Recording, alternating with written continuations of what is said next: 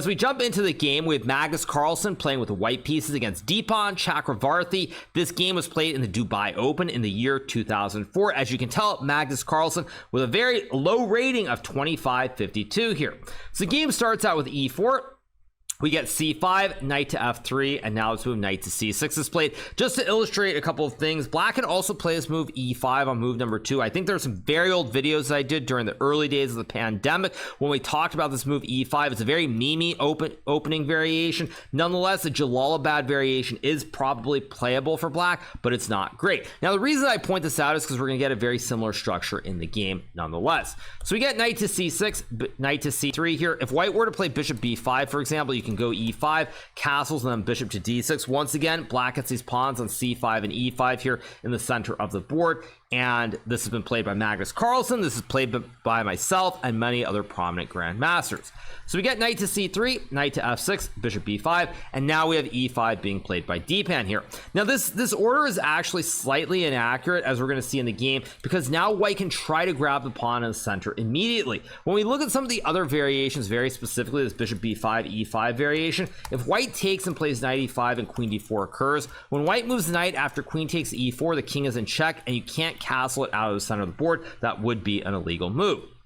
Whereas in the game here, what we get is we get the situation where after e5, white can actually take the pawn on e5 here. Now if black goes queen to d4, you simply move the knight away. The other knight is guarding this pawn, and the knight on f3 is targeting the queen, so white is up a pawn. And after knight takes pawn, knight takes knight, queen to d4, white can very simply castle the king out of the center of the board. And in this situation where whichever knight black captures, white is going to bring the rook to the center of the board very quickly. So Deepan correctly captures the knight on e5, and here Magnus starts to unleash some tactics. He plays this brilliant move, pawn to d4, double X-slam move. The reason it's a double X-slam move is that white wants to develop the bishop, bring it out to g5 or f4 very quickly, combining it with rook to e1. And as you'll notice here, after c takes d4 and rook to e1 is played in the game, black has two bishops, a rook, and a king, which are on their starting squares. They are not in the game. They're not developed. So black is going to have to do something very, very quickly in order to get the king out of the center of the board, or he's going to probably lose material and or lose the game very fast. So here we get bishop to e6, a very, very good move being played by Deepan. Pretty much the only move almost. I think after bishop to e7, white can play bishop to g5, and after you castle, there's knight to f6, creating the classic fossil here, and white should be much better.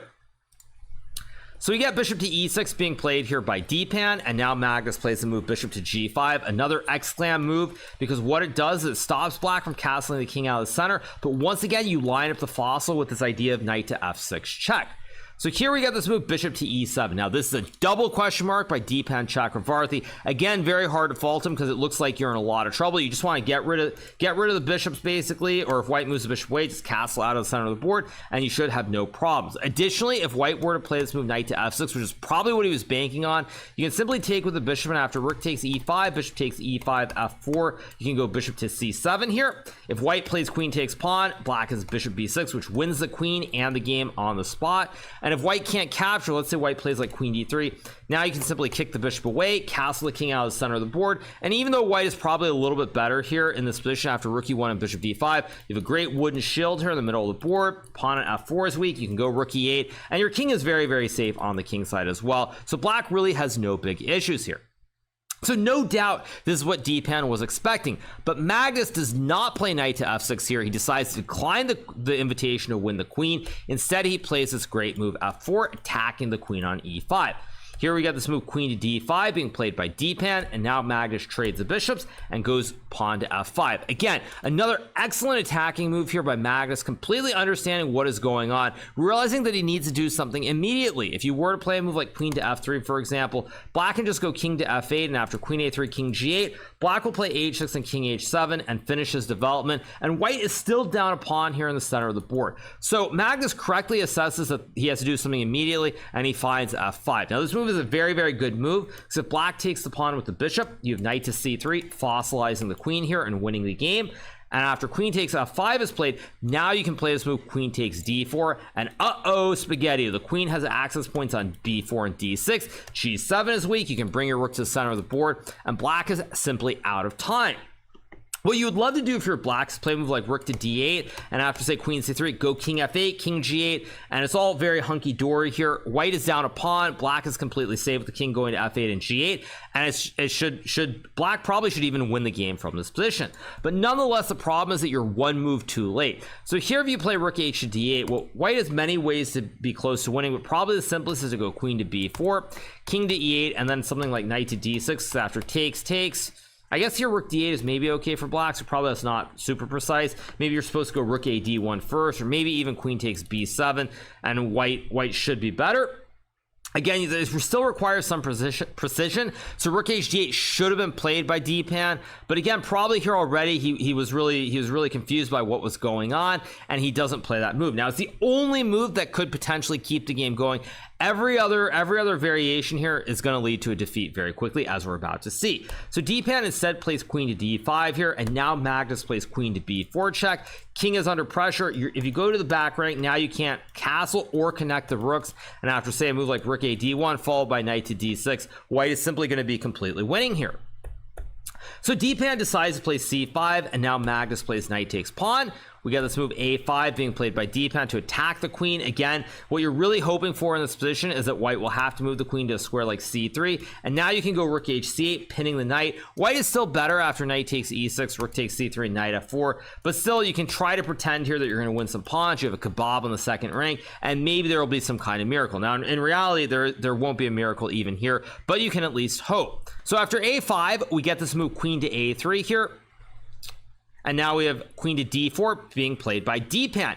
Now in this position, Magnus goes king to h1, d-pan plays queen to b4. We get queen to e3 being played here, bringing the queen to the center of the board. And in this position, d-pan Chakravarthy has to resign the game because he really has no good way of guarding this bishop on e6 here. In this position, if you try to play a move like queen c4 guarding the bishop, white has many ways to win. One of the simplest is just to go b3, tickling the queen on c4, and after queen to d5, you have rook a d1. If black goes queen to f5 guarding the bishop, you can simply play a move like knight takes pawn, knight takes rook, or knight takes bishop. I'm getting my words confused. Knight takes bishop, pawn takes bishop, and now you can play something like queen g3, classic right triangle, to more or less win the game on the spot.